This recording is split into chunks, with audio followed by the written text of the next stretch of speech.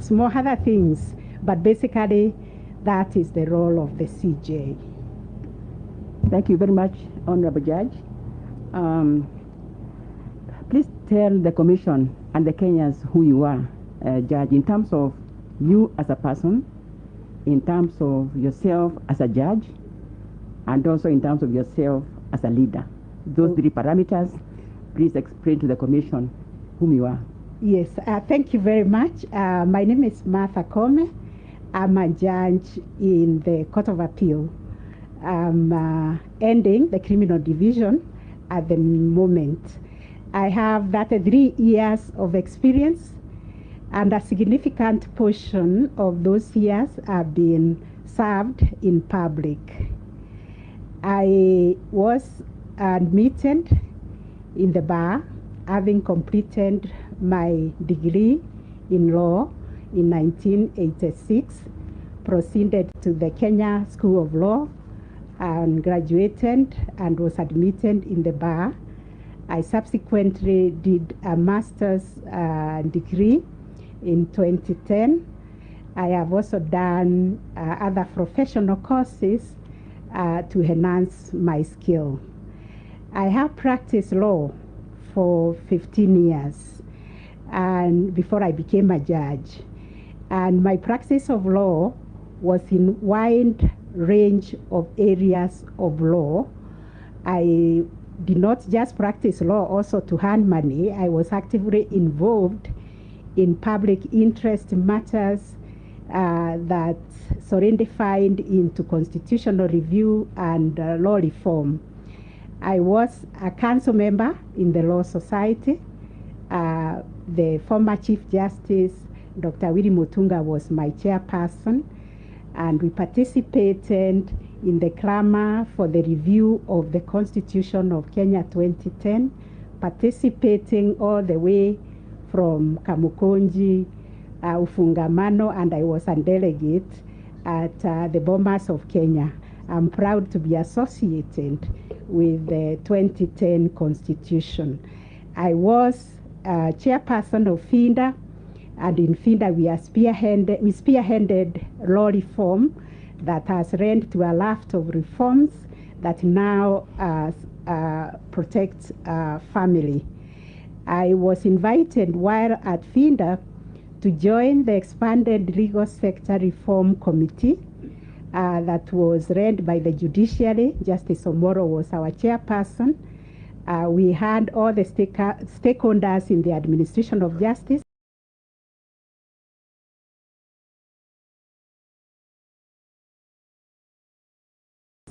And we developed the blueprint that informed the reforms in the justice sector that was later on known as the GJ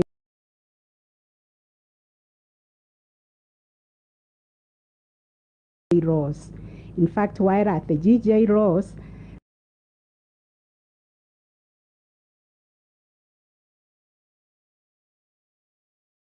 and in the family division, where I worked for 3 years, and I made reforms there, introduced a checklist and a bench book that helped the courts finalize the cases expeditiously. I was transferred to Nakuru, where I was the resident judge, and also initiated reforms there, case management strategy, court user committee. I also served at the Milimani Commercial Court. I served at the ELC, and I was appointed. I was later on transferred sometimes in 2009 to Kitale. Kitale was a troubled station then because there was a standoff between the advocates who were protesting against a judge, and there were no proceedings going on for a whole year. So when I went there, I was able, using my management skills, to quell the advocates, and we had a good working relationship. I was able to organize the work and worked in the mobile courts at Kakuma and Rokicha. I'm proud that the court we started as a mobile court in Kakuma now is a fully French court, a magistrate's court. So I was then transferred or promoted to the Court of Appeal. I've worked in Nyeri. Our bench in Nyeri is credited to have cleared the entire backlog and brought the station to real time. And that was a feat that has never been achieved anywhere in the Commonwealth. I worked in Mombasa, Marindi. Currently, I'm in the Court of Appeal here in Nairobi, ending the criminal division, where I've also initiated changes, was instrumental to the development of the practice directions, civil appeals that enabled the courts to manage the cases and reduce the backlog expeditiously because it introduced a call over for the cases, so only the cases that are ready, that are fixed for hearing, and they proceed and we complete. Just now completed another practice directions on the criminal appeals and also the Court of Appeal Registry Manual that I've worked with the stakeholders and the Court of Appeal staff. In a nutshell, that is what I am. But my background is that I'm born in rural Kenya, in Meru County, a village called K.E.T. I think I need to bring that background. It is important because I grew up from an humble family. We were 18 children from 2 mothers. My father was a polygamist. I was number 8 from my mother. So my leadership as orientation started early as the 8th child of my mother struggling to, as a peasant to put food on the table. I started mimicking her to see how I can help her reduce the burden on her. So I started working hard with my mother. I learned handwork from her. And because of her commitment, I was able to go to school. And thank God I was able to complete and to reach where I am because of the very good training that has grounded me well. Okay. Thank you very much, Honorable Judge. Just a follow-up question. Please tell us whether you are a visionary leader, a transformative leader. I know you may have mentioned some of that, but just focus on, are you visionary, are you transformative? Thank you, Chair. I believe I am both. I start by seeing the big picture of what it is that I want to do, the objective of the judiciary, and what we need to achieve. Is it clearing the backlog of cases? Is it ensuring that we have adequate resources to enable us do what it is that we have to do? So my leadership is situational, is consultative, is participatory, and throughout my life, the small nuggets I've given have been in leadership positions. From the Law Society Council member, I forgot to say I was also a member of the Council of the East Africa Law Society. In fact, it is my council that founded the East Africa Law Society when the community was also founded. So I was the inaugural treasurer and participated also in the community treaty document and in establishing the community bodies such as the East Africa Court of Justice. I've also served in the African Union as a commissioner between 2005 and 2010 when I was appointed by the heads of state, sitting at SIOT to represent Kenya as the commissioner at the African Committee on the Rights and Welfare of Children. So what I bring is regional expertise, leadership also in regional bodies, in local bodies. I was the chair of FINDA. I also have international experience, having worked with international bodies like the UNICEF, the UN. I am a certified human rights trainer by the International Institute for Justice that is headquartered in Malta. I'm also a recognized human rights trainer by the Commonwealth Secretariat, having authored for them the bench book manual on gender-based violence that is used to train judges and magistrates in East Africa. So in this office of the judiciary, I am a transformative reader because having participated in the transformation initiative by the Kenyans themselves to reform the constitution, to reform the law, to reform the justice institutions, and the work that I've done in the courts, in the family division as resident judge in Nakuru, resident judge in Kitare, starting the mobile courts, being the chairperson of the Kenya Magistrates and Judges Association, puts me in good stead because I have good strategic partnerships from inside, from the magistrates whom I have interacted with as their president, and also with the stakeholders. I've just completed a very good exercise, very delicate and very important, on preparing a report on the state of children in the administration of justice. That is the NCAJ, the National Council on the Administration of Justice, Special Task Force on Children Matters, where we went around this country looking at the situation of children and making recommendations on what needed to be done, from the law reform, reviewing the Children Act, reviewing the practices, reviewing the procedures, and putting together all the policy documents that are needed to protect children. And for that, I was acknowledged by the UN, becoming the runner-up person of the year 2020. So I bring local, regional, international experience to the leadership of the Office of the Chief Justice. Thank you. Thank you very much, Honorable Judge. Last question from me. What challenges have you faced as a lady leader, as a judge, in your career?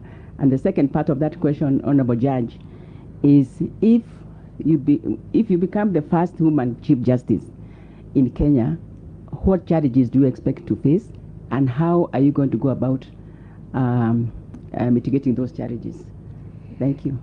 Yes, I believe the challenges that we face in the judiciary are completely gender neutral. They are the same challenges a male judge or a male judicial officer will face.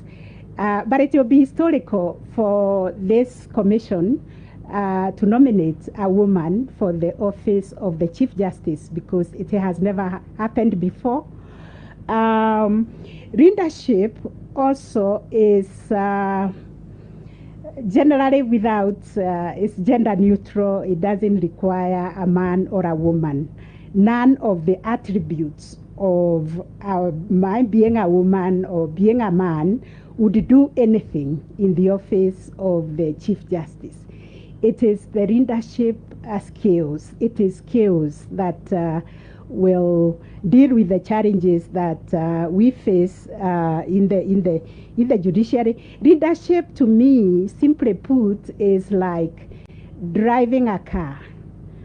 Whoever sits on the driver's seat, so long as you have the proficiency of driving, you have a driver's license, you know how to drive the car will go. That is the same as leadership. Whoever sits on the leadership seat, all you need are skills. In the office of the Chief Justice, you need people skills, interpersonal skills to deal with the people. You will deal with the judges, very senior jurists in the Supreme Court. You deal with the judges from the Court of Appeal, High Court, learned people in their own right. You deal with the bar. You will deal with the stakeholders. You deal with the executive. You deal with the registration and everybody. So you need skills. You need also managerial skills, because you will be oversighting, various things. No micromanaging, because you have the CRJ you have the departments, but you must understand, what is required of you. So as a lady, I appreciate everybody brings to the table something. So in the leadership, you are supposed to have, both men and women. So I'm very amiable to work with. So I can work with a cross-cutting range of people from diverse backgrounds, from diverse professions.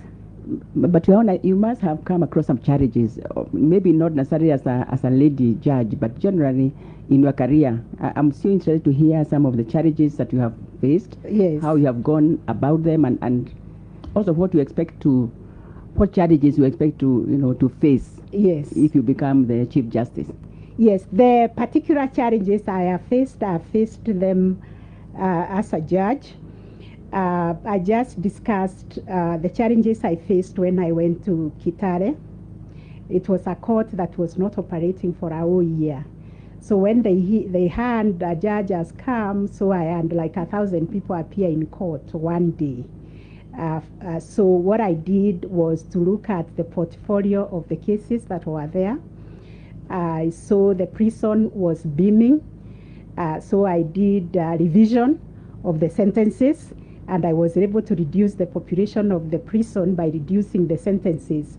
If you have been sentenced to serve 3 years and you have already served a year and there is a report that you are a person of good conduct, I would commute that sentence to the period served depending on the report, or commit you to community service so that you leave the prison, you serve from home.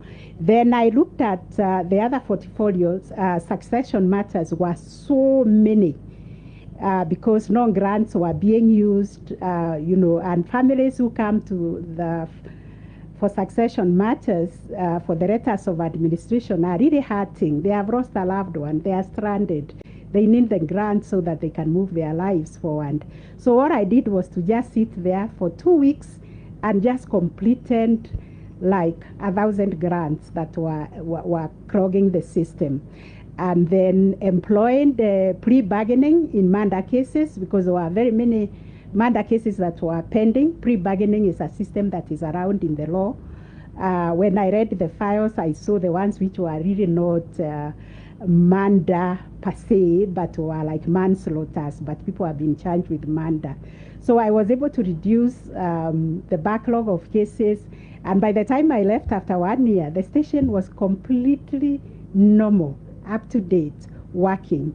In Nakuru, I also faced challenges because when you are the resident judge, you're in charge of a very large region. Those days, there was no high court in Naivasha. There was no high court in Nyahururu, Bomet, Kericho, Narok. All that area, we covered it as Nakuru. And we were only 3 judges. At one time, my other 2 colleagues were involved in tribunal hearings. So I would be alone in the station, all alone. So I would write letters to the Chief Justice asking that we get replacement magistrate, but as you know, because you have looked at the reports of the judiciary, we have always had a shortage of judicial officers.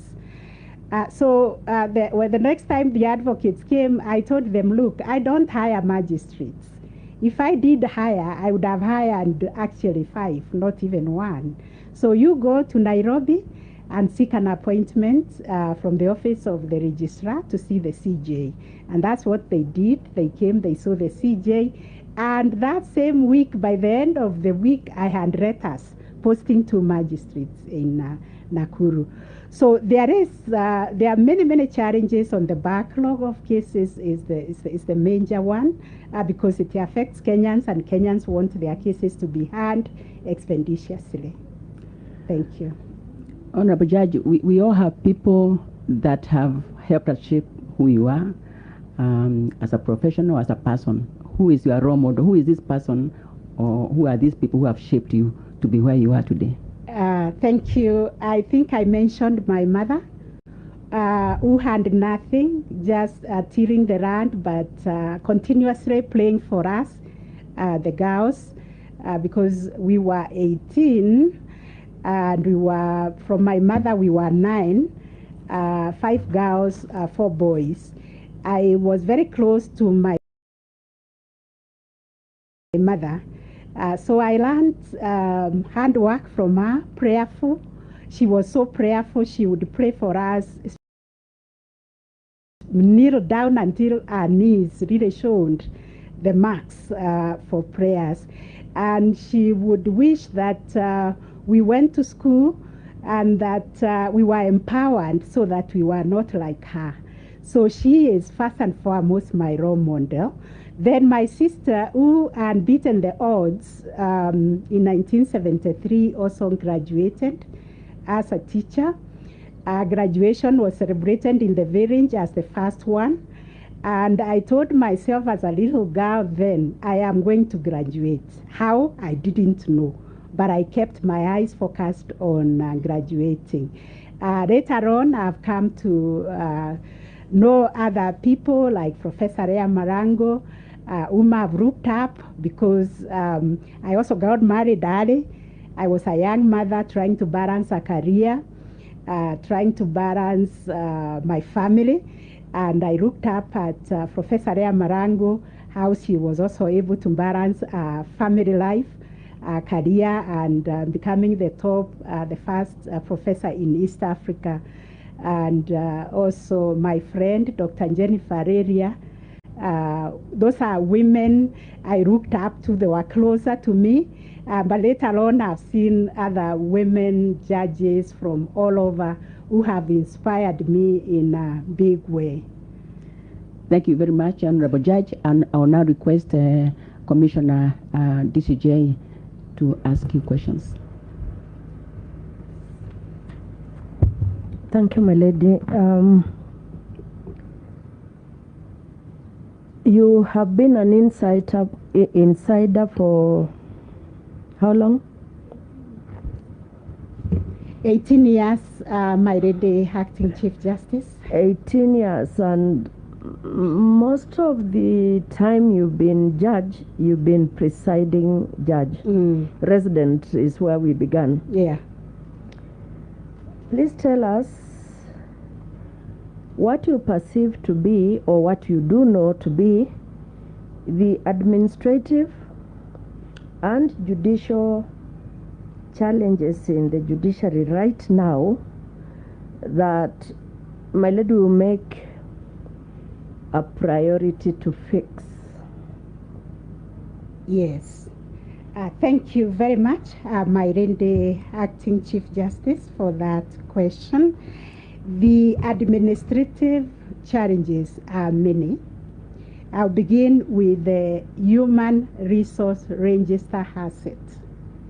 When I was preparing for this interview and looking at the reports, especially the last State of the Judiciary reports, it indicates that the human capital is at 46%. 56%. So we have a deficit of 44% of the kind of workforce that is required in terms of judicial, administrative officers, magistrates, and judges. We all know the shortages of judges that we have. We also have budgetary constraints because also looking at the reports, it shows that the judiciary receives 0.86. It doesn't receive a whole 1% of the national GDP. It's underfunded. The judiciary fund that is supposed to attract proper management and independence of the institution, secure the independence of the institution financially, has not been operationalized. So that is also a big administrative challenge. The other challenges are coordination of the core business of the judiciary, that is the work that judges do, to link it up with the support that we get from the staff, and to be able to consolidate everything and move seamlessly. Part of it, like in the Court of Appeal where I sit, is because of the infrastructure problems. It's also a challenge. IT, technology. Thanks be to COVID that we have been able to embrace some rudimentary technology to do our work. We have to struggle with that until we make it work. But that is also a challenge. I'm just talking of the challenges in the Court of Appeal because, like the chambers of the judges, the secretary sits like 100 meters away from the judge. The researcher also sits maybe 200 meters away, so the coordination of work so that we work smoothly is a challenge. Judicial, also one which cuts across is the shortage of judges, magistrates, and the shortage of infrastructure in some stations.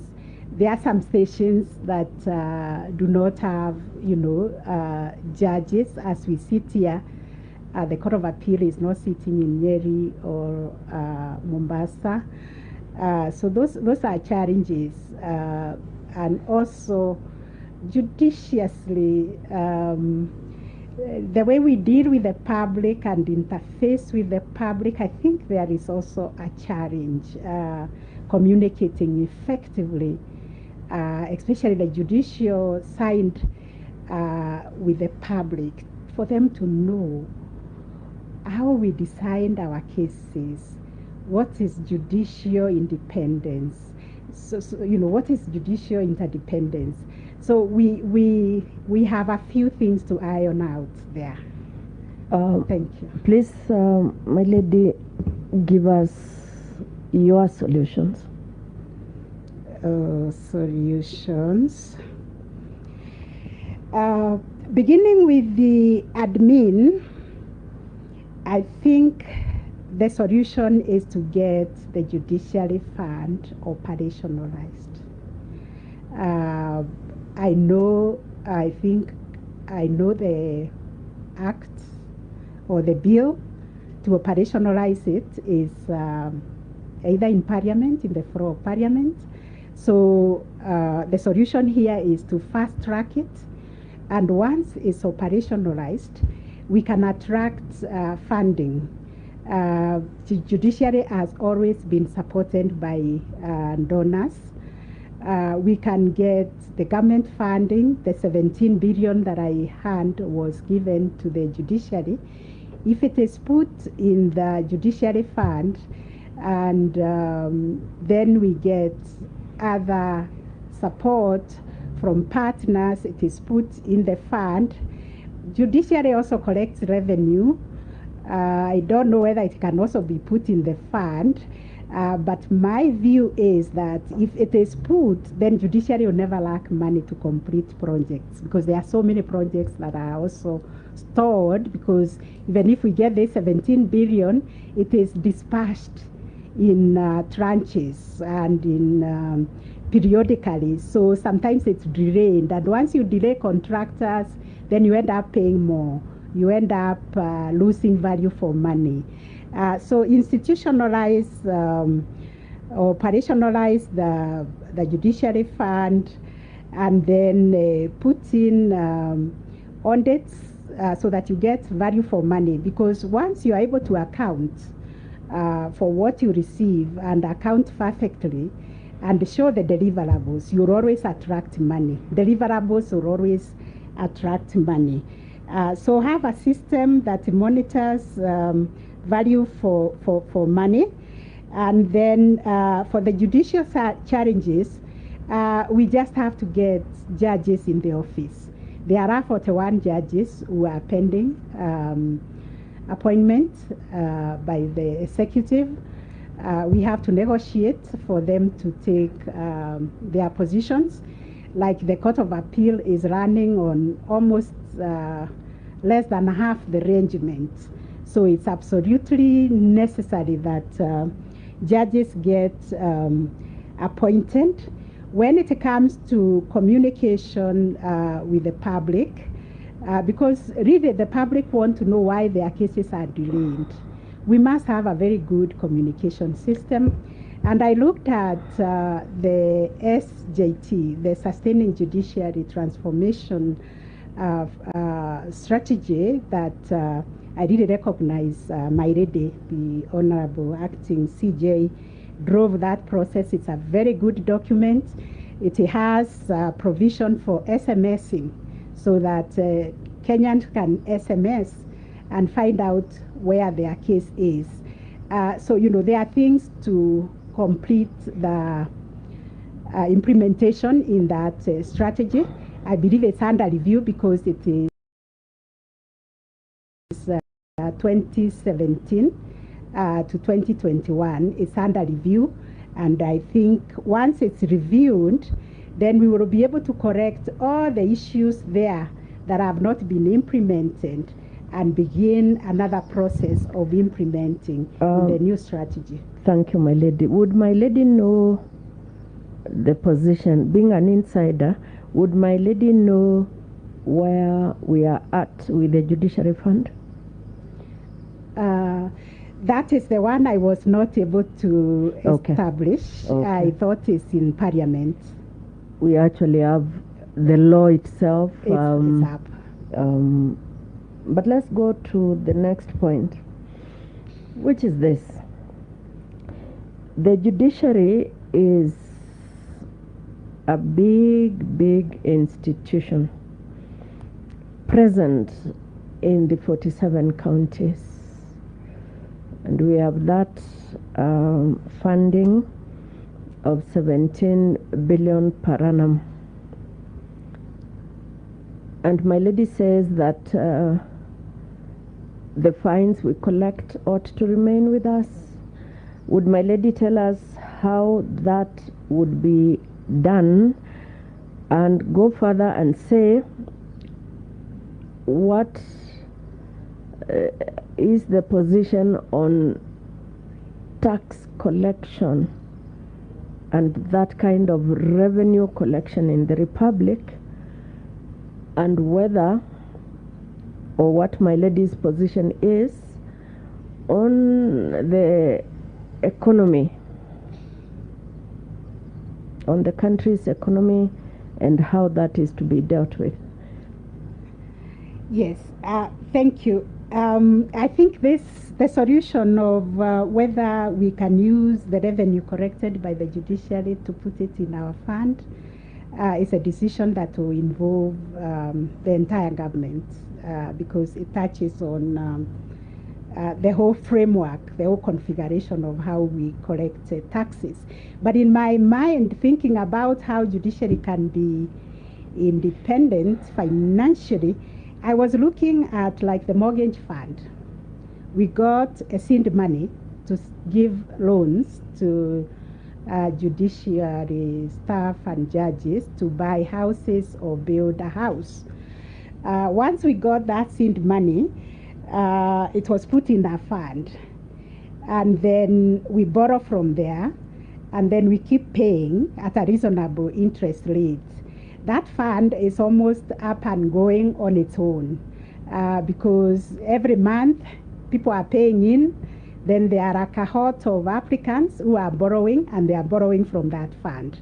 It's actually sustaining. So this is a rudimentary way I looked at, the judiciary fund. Once it's set, if our funds can also go there, then it can actually be sustainable. But that's a big negotiation.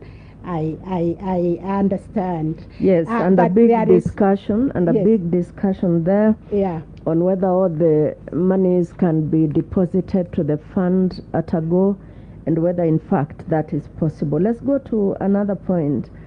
As my lady leads us in this institution, what does my lady know about the problems, if in fact they can be called that, regarding tribunals in the judiciary, how many are with us, how many are not, and what challenges we are facing there, and how my lady would help resolve them. Very well. Thank you very much, my lady, Deputy Acting Chief Justice.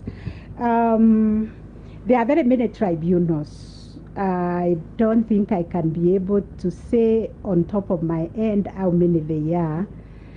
We have the Cooperative Tribunal, we have the Industrial Properties Tribunal. My lady, the question Standards is, Tribunal. how many are transited and what challenges we are facing? Indeed, all of them are supposed to transition to the judiciary, because I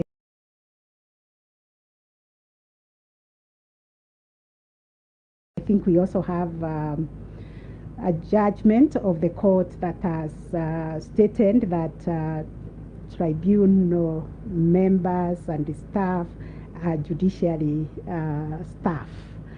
So all of them are supposed to transition.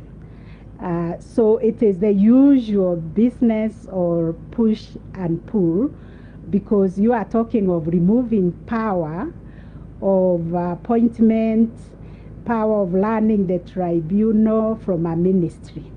So there will be the usual teething problems, interministerial, that should actually be sorted through negotiations and understanding that tribunals belong to the judiciary. They are part and parcel of the judiciary. So if there are some that have not completely transitioned, is to fix a meeting with the line ministry and say henceforth the tribunal now is answerable to the registrar of the tribunals, who has been appointed by the JSC, is answerable to the CRJ, and is answerable to the CJ and to this commission. Remaining on that tribunal problem, it's a big one in fact.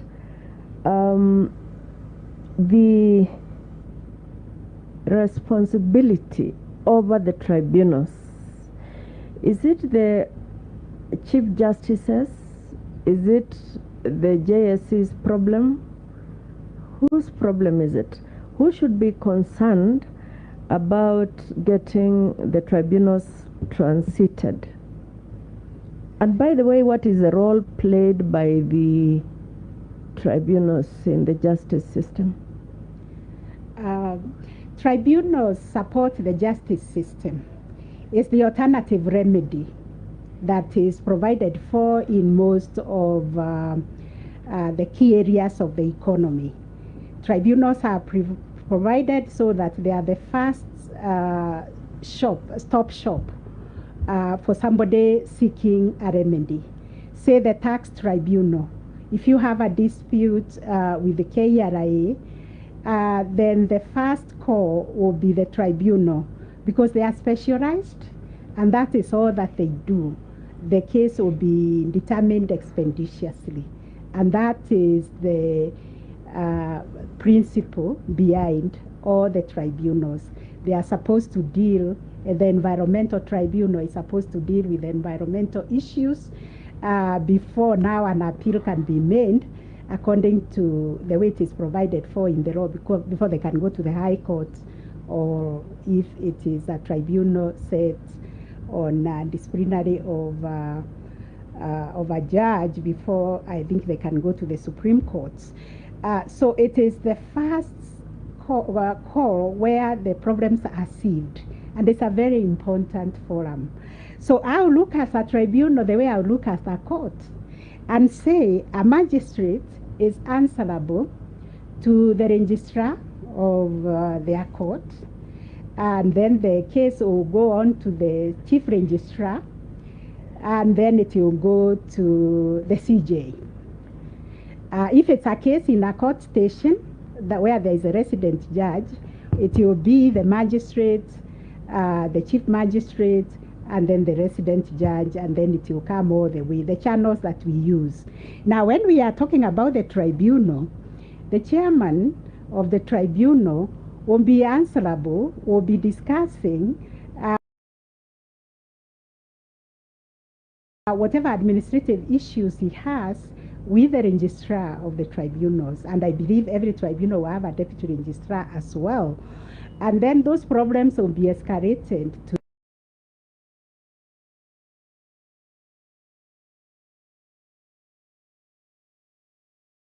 and there are those which will be going to the Chief Justice. The earlier part of the question, yes, is whose problem it is to sort out the problems or issues surrounding tribunals. The buck stops at the Chief Justice's office, my lady. Why? Why not JSC? It depends on the kind of the problem.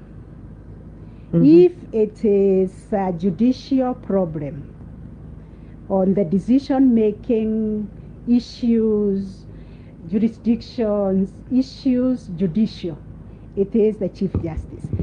After all, my lady, the Chief Justice is also the chairperson of the JSC. So in his own wisdom, he will know what he can be able to deal with and what needs policy statement from the JSC. Okay, I hear you, my lady. Let's go to something else, and it is this. Please listen to this statement. It is a fact that the majority of disputes in our society are not resolved through the courts. That is a statement of fact. Now the question is, how do you consider that statement of fact? Is it an indictment of our justice system? If yes, why? If no, why not? The statement is factual, it's correct. And indeed, that is the way it should be. There is no way the judiciary can solve all the problems in the society. Problems are many. The judiciary is there to be as a matter of last resort. Problems that cannot be solved in the community, in the family, using these alternative dispute mechanisms, using mediation, those are very many problems. Problems solved at the chief's offices, problems solved at the churches, those are many, because I think everybody has a problem one time or another. And no one would expect all these problems to end in the judiciary. Judiciary cannot handle. So it's not an indictment of the judiciary. Judiciary is doing as much as it could and working hard to open multiple doors so that justice can be accessible, especially through the court annexed mediation, through the alternative justice system, empowering communities to be able to communicate with each other and deal with their own problems and solve them. The next issue for our discussion, my lady, would be, again, a statement. I don't know whether you would agree with it. According to certain feminist legal theories, the law corresponds with or is part of structures of patriarchal dominance and oppression. I'll take that again. According to certain feminist legal theories, the law corresponds with or is a part of structures of patriarchal dominance and oppression. Does my lady subscribe to that position? 100%, my lady. Now, please discuss. And as my lady is discussing, let me finalize my question. Okay. As my lady is discussing that, let my lady quote to us some prominent cases on the topic.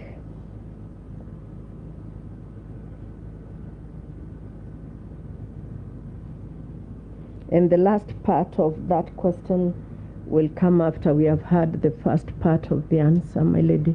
Okay. Thank you very much. The statement is correct that the legal structure is dominated by patriarchy. This is because our society is patriarchal. Laws are made in parliament, and the dominant majority in parliament is male. So it is informed by their background, by their statement, by their socialization, the way they are socialized. They are socialized to look at women as second-rate or second-class citizen, people who are supposed to be at home, homemakers, people who bear children, but are not supposed to take part in leadership positions. That's where we came from all the way from our colonial heritage. So we have come a long way, especially with the Constitution of 2010 that outlaws discrimination. My lady Chief Justice, you will remember even the Constitution of Kenya, the old one, outrightly discriminated against women. They could not confer citizenship. It allowed customary practices to prevail, to be recognized as part of the law. And we know customary practices were those which put down a woman, early child marriage, FGM were not outlawed. But we have come a long way now that the Constitution has even recognized affirmative action and enacted that in all appointed positions in public offices, you must be wary of gender equity in those. So there are many cases on declaring the rights of equal rights of women. The one that comes on top of my mind was a case of a woman, Sarah. I think she came from Namibia, and she went to a hotel unaccompanied by a man, and she was turned away. She sued the Hotel Intercontinental for discrimination, and indeed the courts declared that it was unlawful, it was illegal, it was discriminatory for the hotel to turn away a female guest simply because she was not accompanied by male. So we have so many other decisions on property rights. Women are entitled to matrimonial property which is acquired during marriage, despite the fact that the land was registered in the name of the man who was supposed to be the trustee of the family. We have many in succession law that say that women can inherit property, their status, their marital status, or their gender notwithstanding. So we've come a long way. My lady, please distinguish, this is important, distinguish between the majority and the dissenting opinions in the matter of the principle of gender representation case in the Supreme Court on the same subject. That's part 2 of that question, and that will deal with the feminist theory. Yes, thank you very much. The majority decision in the gender 2/3 case was that the provision is progressive. It's the 2/3 gender rule was to be attained progressively. It was not a unanimous decision, my lady. The majority decision? We want to hear the distinct, what you make of the majority and of the dissent. Yes, I was trying to lay the background of what was the majority. it was the rule will be achieved progressively, not instantaneous. The dissenting opinion was that Parliament is under obligation immediately to enact a legislation that operationalizes the section, I think it's 27.8 of the Constitution. So that was the difference, that one, it is immediate, the other one is progressive. Which judges dissented? The Chief Justice. Alone? Dr. Willy Mutunga, I think. My lady, let's go to the various roles my lady will have to perform under as Chief Justice. And my lady enumerated those in the beginning. But let us start with the Supreme Court. In the Supreme Court, my lady will not be the Chief Justice. My lady will be the President of the court. Kindly tell me the roles of the President of the Supreme Court and how my lady is prepared to fit in. Yes. And what has prepared my lady to fit into the roles of the President of the Supreme Court. Thank you very much for that question, my lady. The Supreme Court has 7 justices. They are jurists, each one of them in their own rights. When it is a court, the Chief Justice is just a presiding judge in the court. He's one among the equals. His opinion just counts for one. So the role of the CJ, if he is sitting, because I believe he will not be sitting she will not be sitting all the time, because the quorum of the court is 5. So when it's 5 and the CJ is not there, the CJ will probably be the one preparing the course lists of the court and signing it out.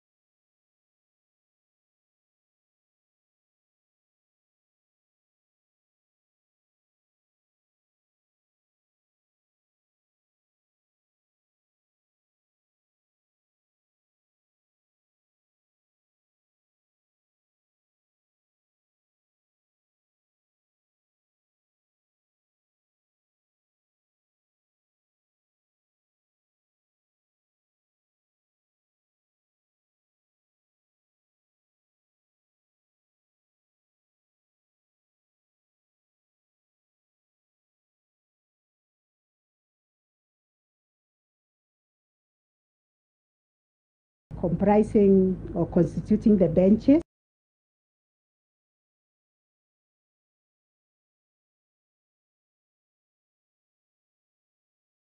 The DCJ then constitutes the benches and prepares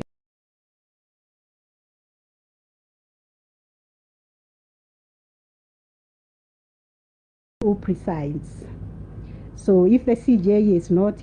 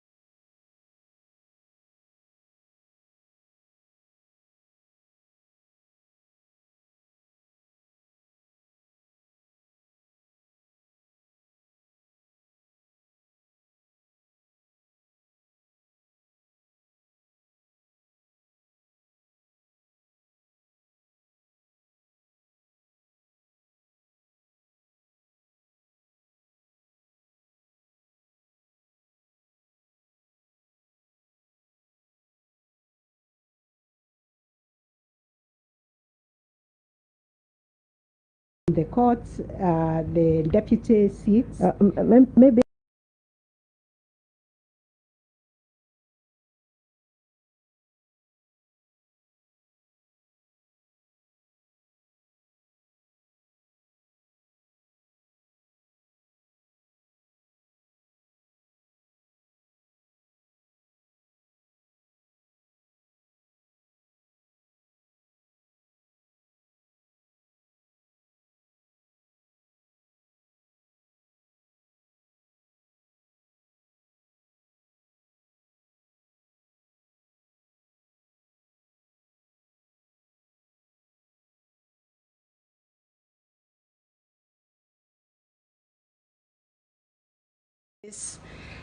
You have to approach them with humility.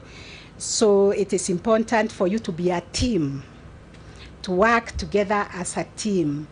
I think that is how I can reduce the meaning of collegiality is teamwork and working together towards the common goal.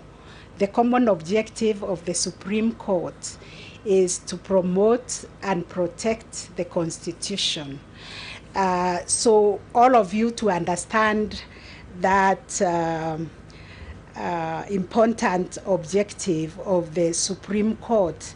So we are all answerable to Kenyans at the end of the day, but now the court alone must show Kenyans that we are here solidly behind the objective that has brought here, that Kenyans has brought us here to protect and promote constitutionalism, to clarify principles of law and build precedents. all right. Let's get practical here. Yes. You get onto the court, and 2 or 3 of your brothers and sisters develop a resistance towards your management style. How does my lady deal with that? We're talking about collegiality here. Yes. How does my lady deal with that problem? I think this is a problem we face on constantly if you are in a position of leadership. I've been a presiding judge in many benches now because I'm a senior judge in the Court of Appeal. I kind of preside every day. And once everybody understands the objective for which we went to court for, we went to court to resolve a dispute. And therefore, when we hear the dispute and we return to discuss, people will have divergent views. I, as a presiding judge, will have to now moderate, and we discuss and see where this one is coming from, where this... What if, my lady, because I'm talking about collegiality here. Yes, I'm not yes. talking about judicial independence, Yes. which my lady cannot interfere with. Yes, Because each judge will rule as they feel they should. yes, Although there's a role to be played there, but it isn't called collegiality. That one has another name. yes. I'm talking about the very coexistence of the 7 of us. Okay. And my lady finds a problem of resistance. A problem of a difference in opinion in matters not judicial, not in the determination of the matter. My lady finds an issue with the way each one of us perceives things, in the way that my lady must lead, not just from the front, that's a tired phrase, but lead in such manner that to the greatest extent possible, the court is a team. So I'm looking for mechanisms of solving differences between just the 7 of us and getting us to move as a team. And the question has been, what has prepared my lady for that, and how would my lady resolve a situation like that? My lady must agree that if you are not working together to the greatest extent possible, that discomfort could translate into the efficiency of the court, right? I agree. I agree because there are too few not to gel and work together. So if there is disharmony arising out of people's attitude towards my leadership, we will call a meeting, we will go on a retreat. And depending on the magnitude of the problem, we can even ask a facilitator to help us in the discussion, because always when people talk together, issues come out. What are the reasons that make my colleagues look down upon me and resist, like my lady you have put it, resists my management style? And what is the management style? Judges are completely independent in the way they make their decisions. Nobody can tell them decide like this and like this. So the disagreement is the work. Is it the work days? So we agree. We all know Supreme Court cannot sit every day. Even the Court of Appeal, we don't sit every day because we have to give room for writing judgment, very heavy duty judgment that require a lot of research. All right. Is it because the days are not agreeable? The cost list is not agreeable? Is it that they don't have secretaries? They don't have the work where or whither? So we find out the problems, discuss the problems, find the solutions, joint solutions, and from there we say let us join hands because of the objective that has brought us as Supreme Court judges. Let's own that objective, the mission and the vision of the Supreme Court. All right, my lady. And be accountable to Kenyans. All right. These three are my last questions. The first is, and this is on the court now, what is the place of stare decisis on the mandate of the Supreme Court?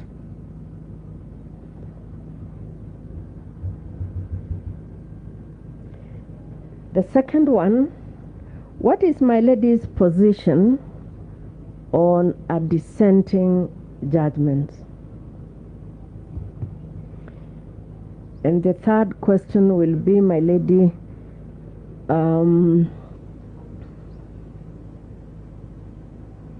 is my lady aware of any, or are there in fact any amendments, recent ones, on the Act, the rules?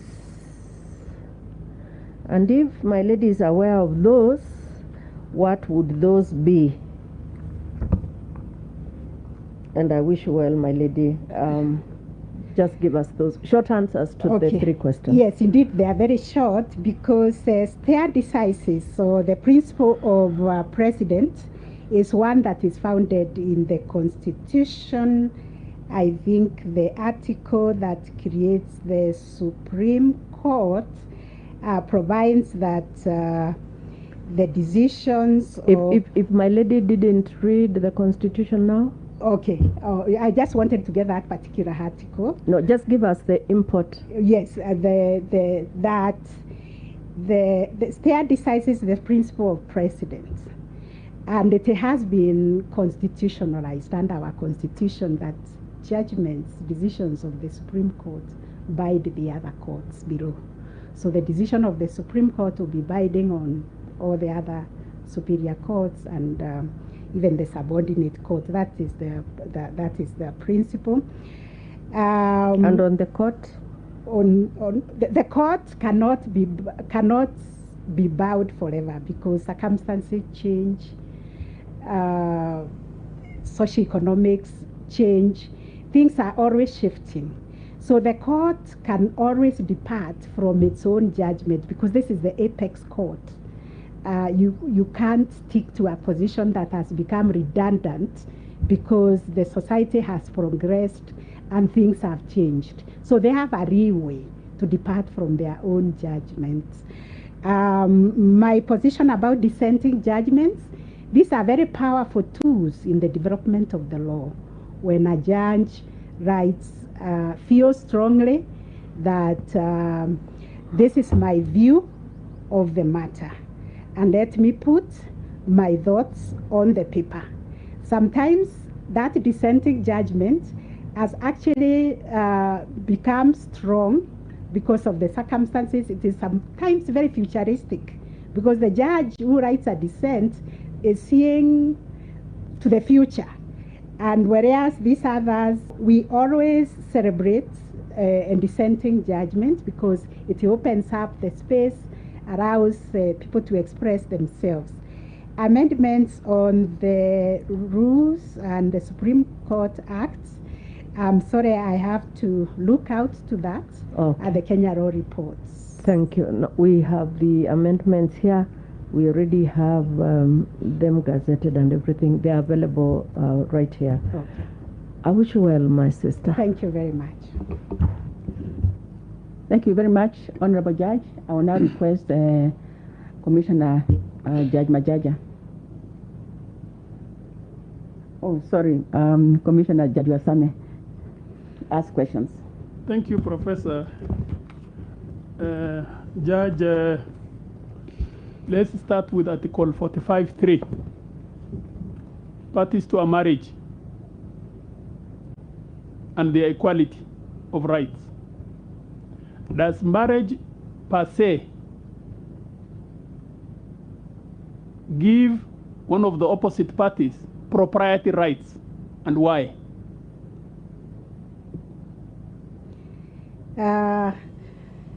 Parties to a marriage and equality of rights to the property. It depends. If I got married today, I have my property. My spouse will not be entitled to my property. The property I had before marriage, that's my property. So, and vice versa. So the if it is point a man and he got married to a lady, when he already has property, that is his property.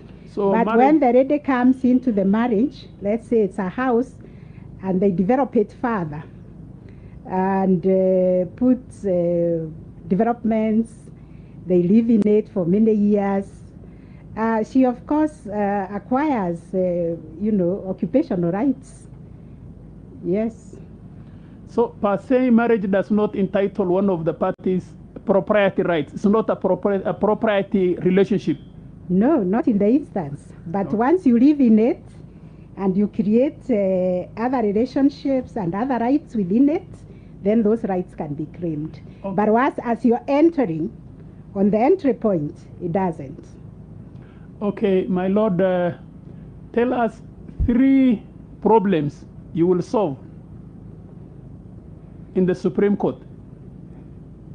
2 problems you will solve in the High Court within your next 30 days, if, God willing, you become the Chief Justice of the Republic of Kenya.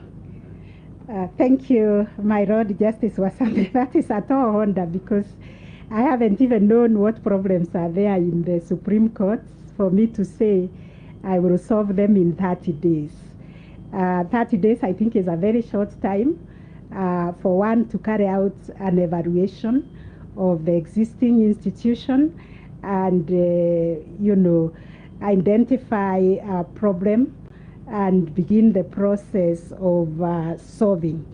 I know there is endemic problem of backlog of cases across board, to a little extent also in the Supreme Court. Maybe a low-hanging fruit is to say, let us do a service week in the Supreme Court to list the matters that are pending, the ones which are owned, and see whether we can reduce them maybe by 30% within 30 days. But like this is a Supreme Court which is established So one has to, first of all, meet the judges, meet the registrars, identify what is the problem, agree what is the mode of resolving these disputes. So that is the Supreme Court. Did you ask about the Court of Appeal, or you went straight to the High Court? Went straight to the High Court. The High Court also, one needs to meet with the leadership of the High Court, the principal judge, discuss what is the most urgent and immediate problem that can be addressed within 30 days. And the one that comes on top of my mind is how we can also have a service week in the area which is most urgent. The principal judge will be able to tell me whether it's a criminal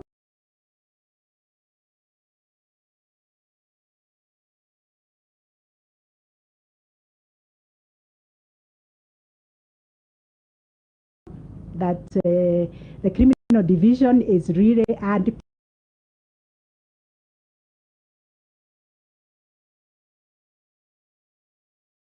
reduce them by a significant percentage. Okay. Yes. One of the court, in my view, that has lost its identity. Yes, that is a very important question, because the commercial court deals with businesses, deals with investors, and we need them to have confidence that when there's a dispute, it will be resolved expeditiously. So within the commercial court, we will look at multiple ways of resolving disputes other than through a hearing. There is mediation, and commercial transactions really begin with an agreement. People who entered into an agreement can always sit down and resolve the problem arising out of the agreement. So mediation, ADL, alternative dispute resolution, jump starting it, we'll see why things are going to clog the courts when they ought to go that way. And also embracing a case management system where parties file their documents, and then there is a call over before the case is fixed for hearing. Documents are agreed upon. So when you go for hearing, you don't even spend time on the witness box, other than if there is an issue to clarify. You just adopt the documents, you adopt the submissions, you leave the matter to the judge. The work is a lot also on the judge, but see how their capacity can be enhanced for them to work faster now that we have researchers. Develop some work tools and systems that assist the judge come up with a decision quickly. You have a template, what goes in the template, what the researcher information is supposed to bring.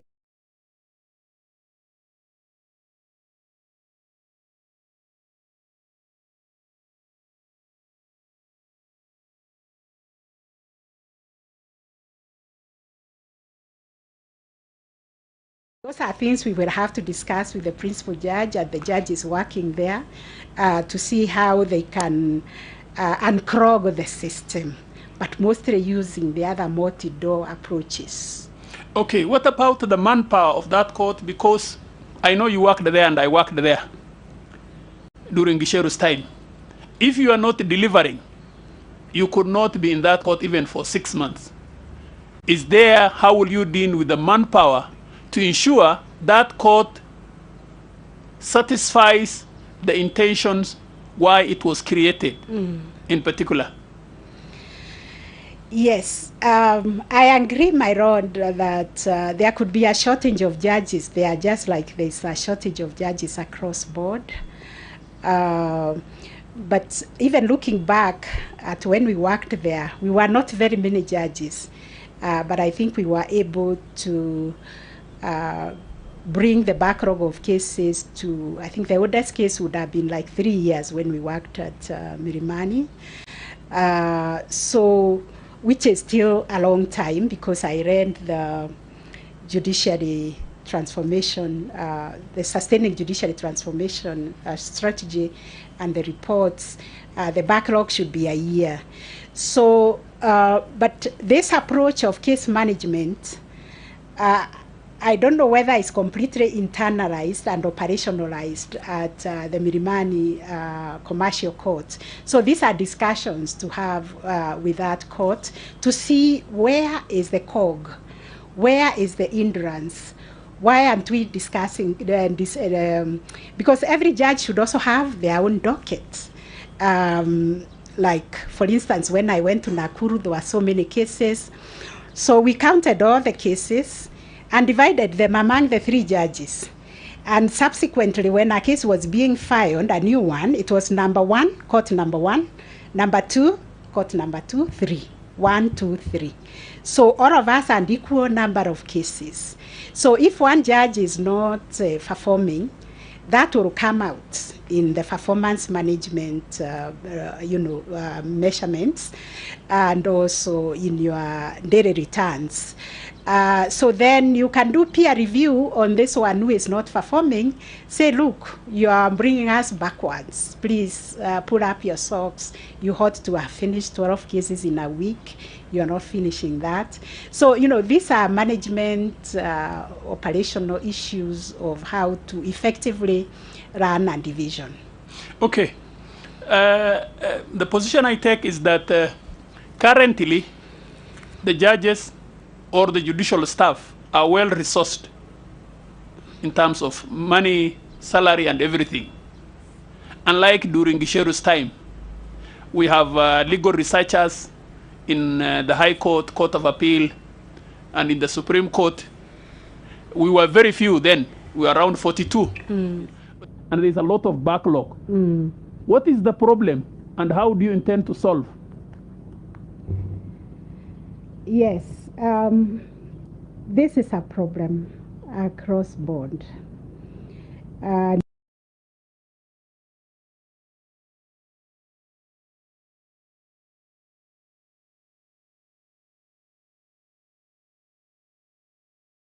When I served in Nakuru, when I served in Kitare, and also in the divisions, we were very few, but somehow we managed. Now we are so many, we are not managing. So that is an issue to interrogate. Is every judge having their own docket of cases? Or is cases all in the conveyor belt, going today, Judge A, B, C, D. Tomorrow they turn around, what was in number 3 comes to number 1. So it is turned over generally. Another tradition we found, which we worked against. So it is to examine those systems and see, because the one that works in my view and the one that I would be projecting and selling out is a case management system where somebody owns their docket from the beginning to the end, so that this file will not be before me today, tomorrow before you, my Lord, to the other day before another judge. These are always my file from the beginning to the end. Okay, now let's discuss 3 areas. You said that you have not analyzed whether there are any problems in the Supreme Court, but I will tell you 3 instances, and you will tell me what you intend to do about it. The first one, my lady, is the case of Muriatetu. And the question before the Supreme Court was whether or not the mandatory death penalty is unconstitutional. But the court created, in my view, 3 problems which you need to solve. The first one can be found, and you see correctly also, to their credit, the advocates appearing for the petitioners, Mr. Ngati, a senior counsel, and Kilukumi, I thought also is a senior counsel, they raised only 2 issues in their submissions. But the judges captured what was the issue. The issue. And they said whether the mandatory nature of the death penalty and the 204 of the Penal Code is an attempt forcing the trial court to hand down a sentence predetermined by the legislature, and whether that is against the principle of fair trial. Those were the two issues which they raised in their submissions. But the court created three problems, in my view, which you need to solve. You need to give us a solution.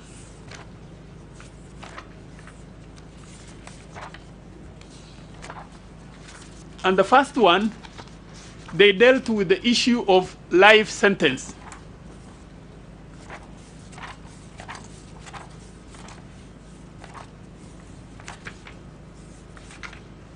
And this is what they said, my lady.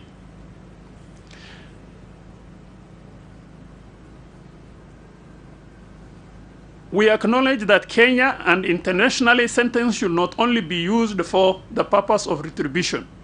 It is also for the rehabilitation of the prisoner as well as for the protection of the citizens who may be harmed by some prisoners.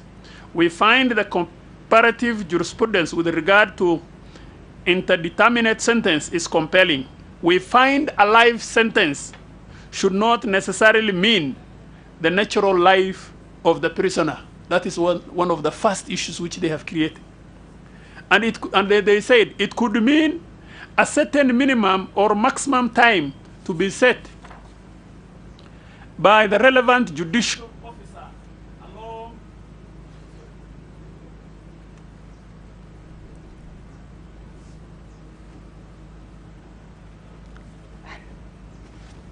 we have a problem there.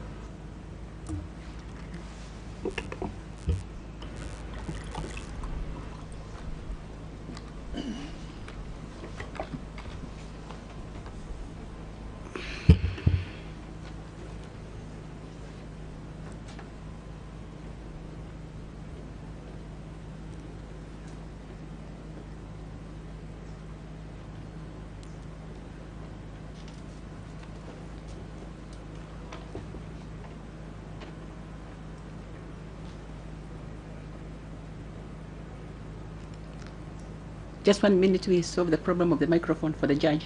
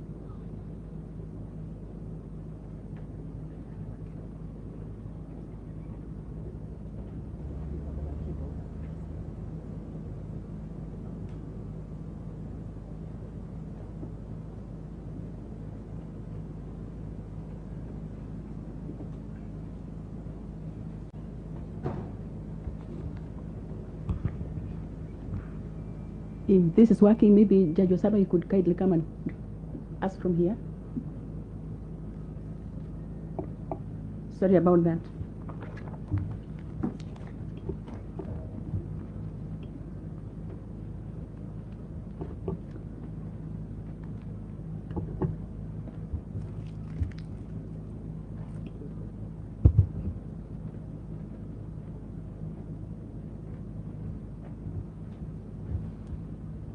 Sorry.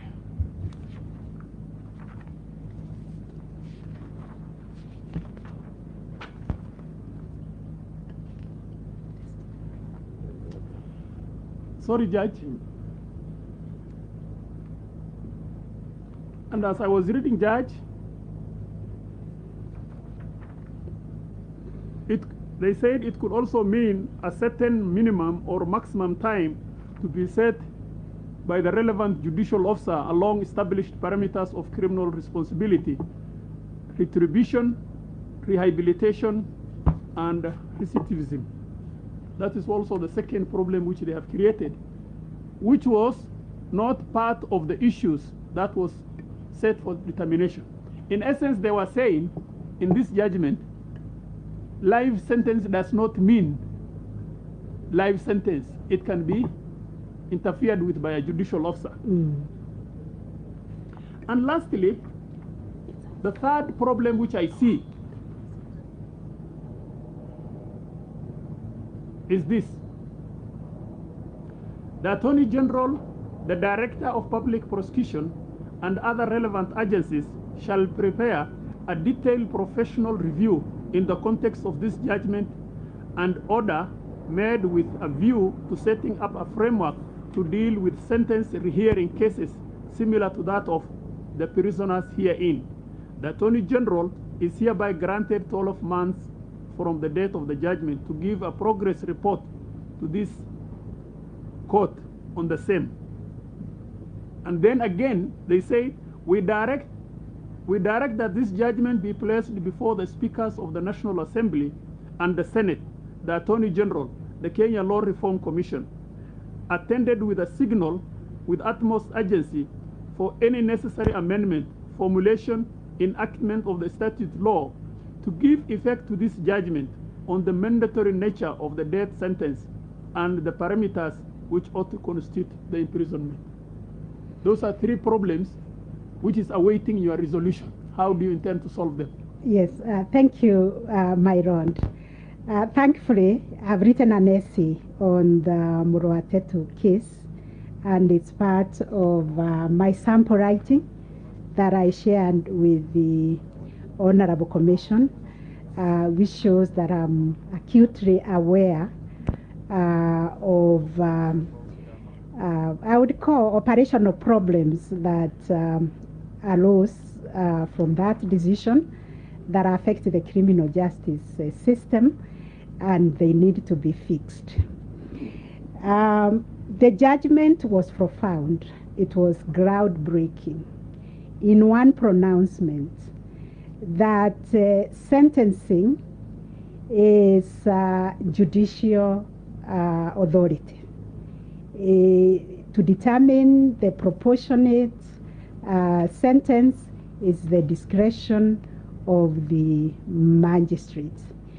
However, death penalty is still a provision in our law, and it still remains. But death penalty as the only penalty is unconstitutional because it takes away the role of the judicial officer to determine the appropriate sentence to give. And the reasons are very well stated in that judgment, and we all agree with them that not all murders are the same. Some of them are grisly. Others are somewhere there. They are not manslaughter, but really you can see the violence that was met. Or the best example is robbery with violence. Not all robbery with violence are the same. Walking down here, some youth, 3 of them would like to grab my chain. They threatened me with a stone or something to beat me, and then they ran away with my chain. That's robbery with violence. And there are other robbery with violence where people come with guns, terrorize a family, rape, cause mayhem. That's also another robbery with violence. So when it comes to sentencing, before the magistrate would say, my hands are tied. This is a simple robbery, but it attracts death penalty because the ingredients of robbery with violence are present. The perpetrators were more than one. They were armed with a dangerous weapon. Never mind, it was something not really that can inflict. It's a knife, but they never even used it. But the victim felt threatened, and they robbed. So in that sense, it helped the justice, so that judges, magistrates can mete out proportionate judgments according to the circumstances of the case.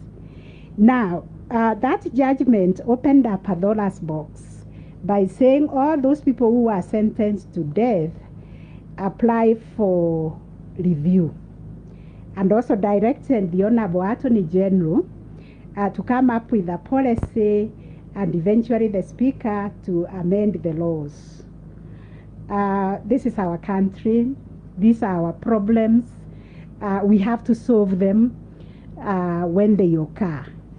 So for me, immediately what I can do is follow up with the Attorney General to see whether that sector-wide report on sentencing has been prepared, to inform also our sentencing policy, so that our sentencing policy now takes into account the recommendations from the Supreme Court, so that, but having worked with the Murwateto in the Court of Appeal, we have also held this view, and I believe you are one of them, including my lady, the acting Chief Justice, that this matter perhaps needed to be mentioned in the Supreme Court for certain clarifications.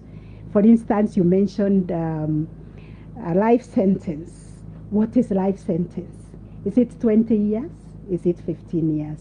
I think the Supreme Court would do well to define for us what do we perceive to be a life sentence.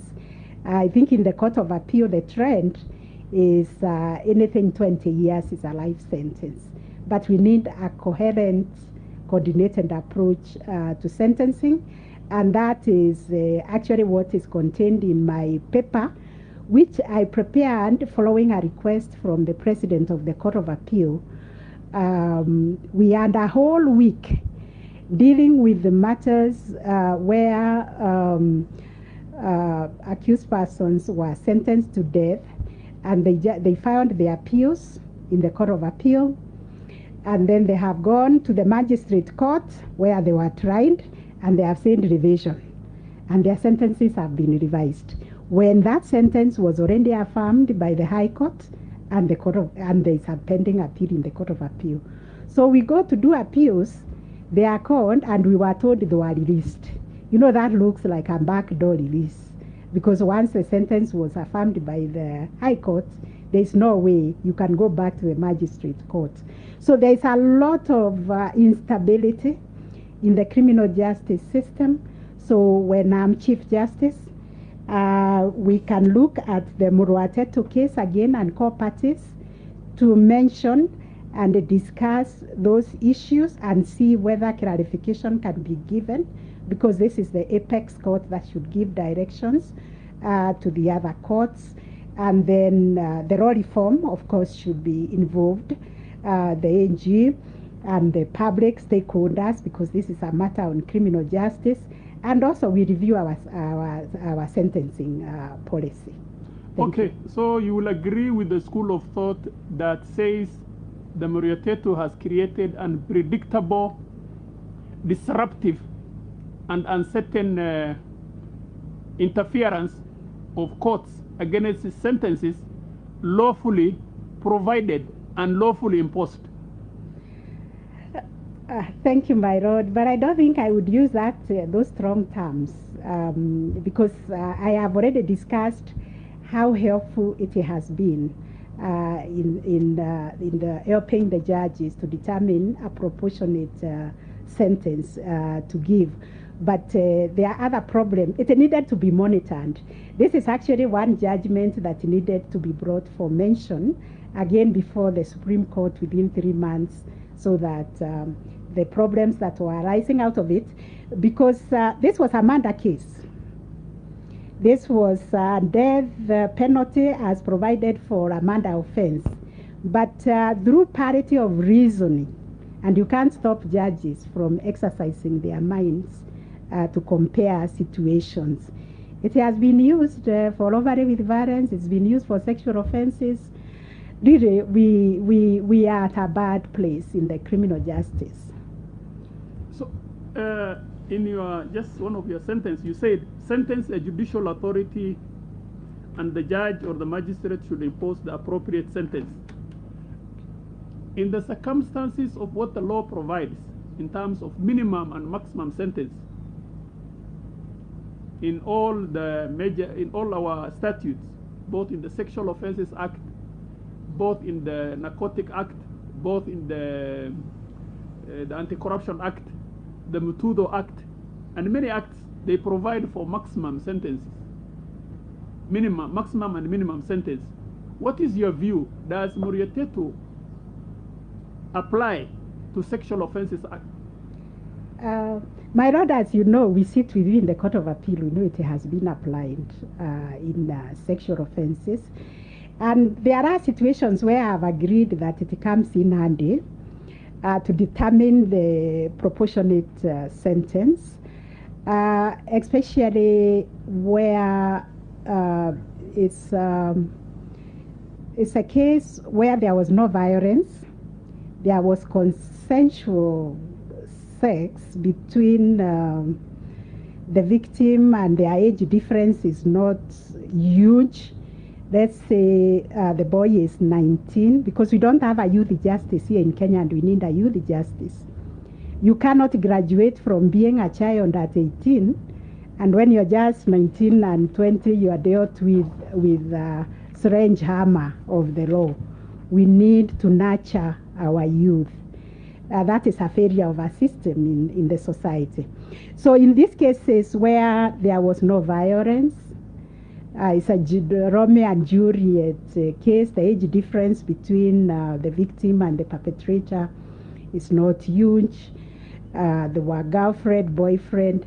I've seen the Court of Appeal reduce the sentence to, say 5 years, or, depending on the circumstances of the case, a slap on the wrist on the perpetrator.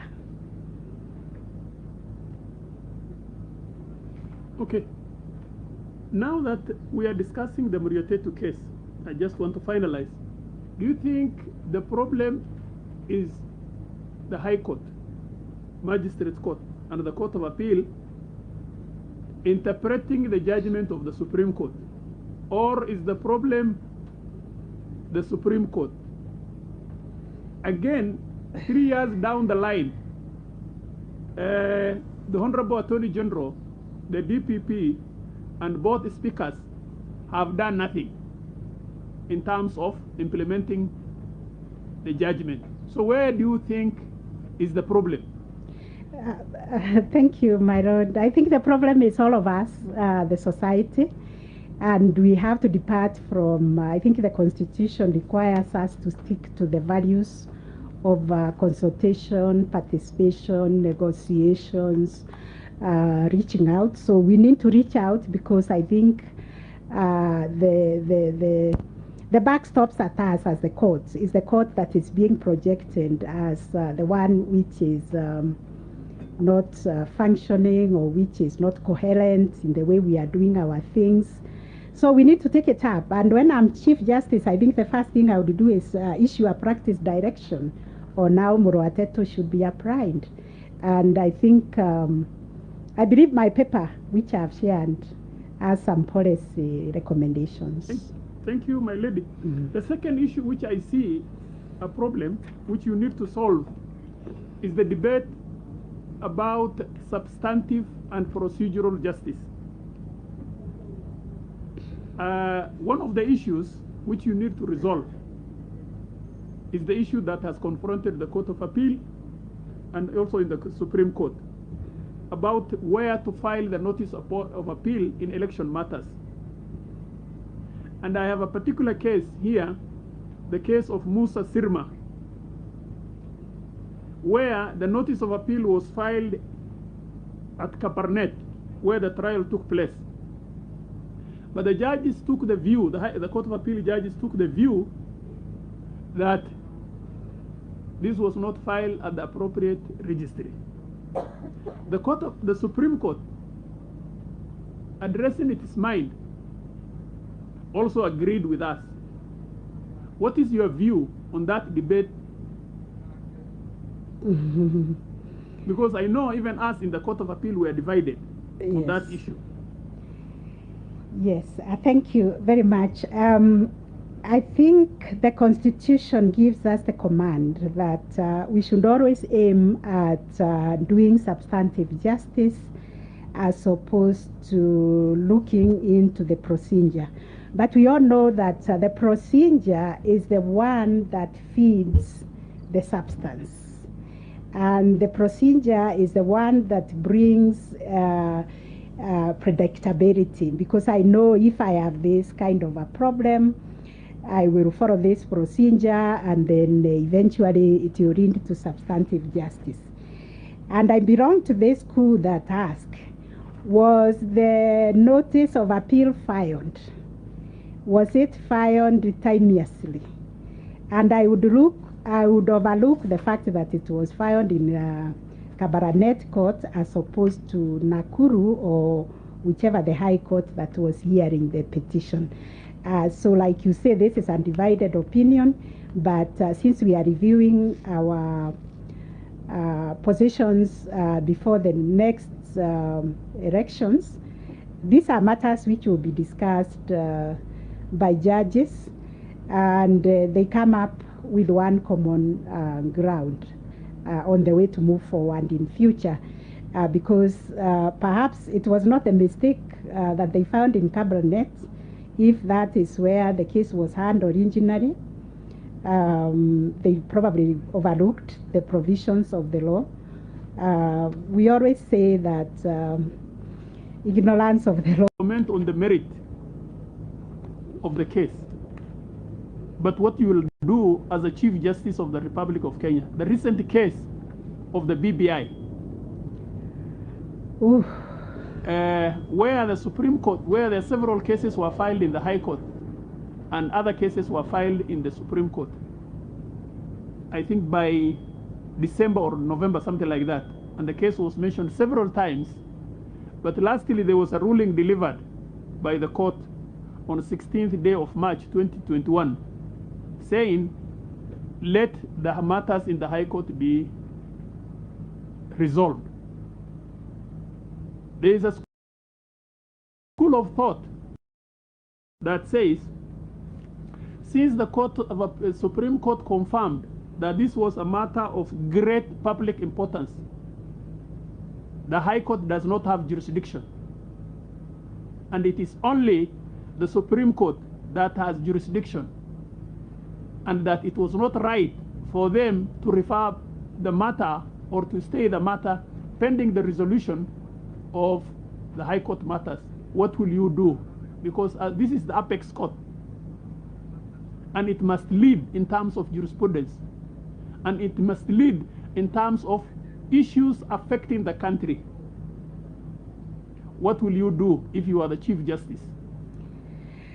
Thank you, my lord. Those are very turbulent, sensitive matters because they are live. I cannot really discuss them because they are sub judice. But since you have cautioned me not to go to the merits of the case, I'll just tell you what I can do. If these are matters of general public importance that affect a close section of Kenyans, I will read those files. We will call a conference of judges of the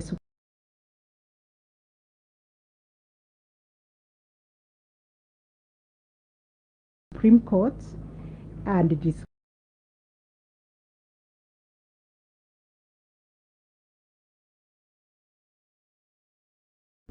whether the Supreme Court takes over all the matters that are pending in all the courts and hears the matter.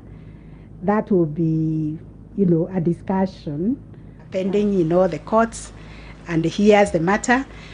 That will be, a discussion arrived at from a participatory and consultative forum of the judges of the Supreme Court. Sorry, this is my final question, final question, I'm sorry. And I just forgot to ask a question that has been given to me by the Commission. How will you resolve the dilemma of the 41 judges? And this is a standard question for all candidates. Thank you very much. This one must be resolved. like I said, through negotiations. There is one major problem I see with perception of what is judicial independence and what is interdependence.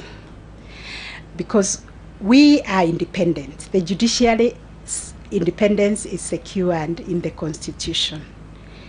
And nobody can claim to take it, and nobody should attempt to take it because it will be unconstitutional.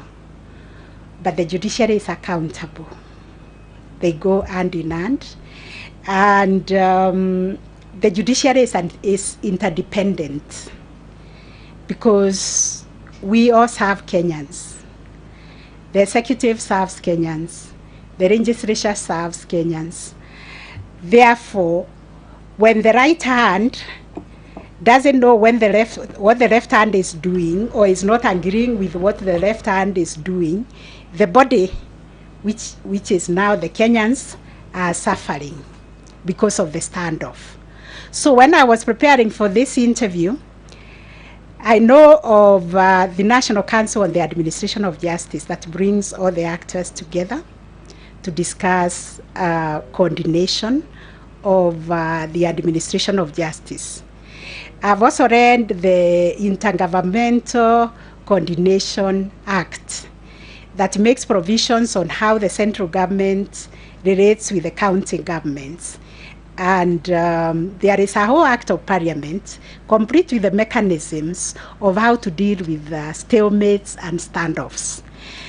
When I looked at the judiciary, we are interdependent as far as the delivery of service is concerned. And that's our core business, delivery of service to Kenyans. We get our money from the consolidated fund. We are part of the government. So we need to explain what is interdependence. Where do we come together on matters of administration of justice? The human resource, the capital, the budgets of the judiciary, the infrastructure, all those are projects that involve everybody.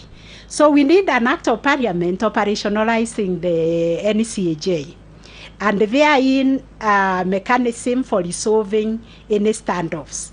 Regular meetings with the executive, with the legislature, so that when the CJ is seen with His Excellency the President, people do not think that they are discussing a case, because our independence is in decision making and in hiring. The other things, we are interdependent. When the CJ is seen with the President, they are discussing matters on administration of justice, that everybody is responsible. It's not a beauty contest who serves Kenya better, is it the executive, the judiciary. We are all in it. So if the judiciary is failing, the economy is failing because disputes are not being resolved. The president gets affected and everybody gets affected. So we must discuss this issue of 41 with the president in that atmosphere of we are serving Kenyans, all of us, and we are concerned about the administration of justice. And we find out where the problem is, resolve it, and get the judges in office. Thank you very much, Judge, and I wish you well. Thank you. Thank you.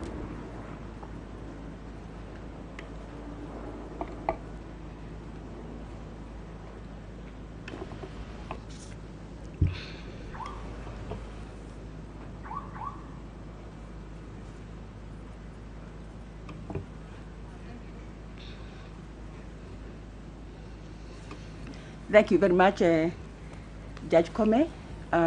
Honorable Commissioners, I would want us to take a 5 minutes break. I think we need to fix the lines so we are all together. So, Judge, you can take some water, a health break of 5 minutes. We come back 11:05. Thank you very much.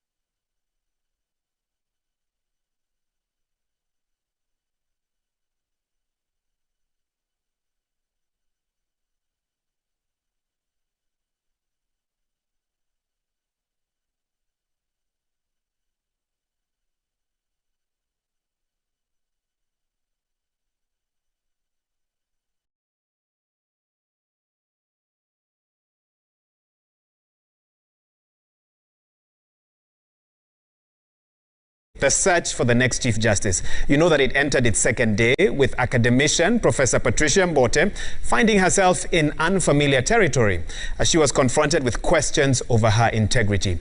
Mbote, the first female professor in law, denied some of the allegations.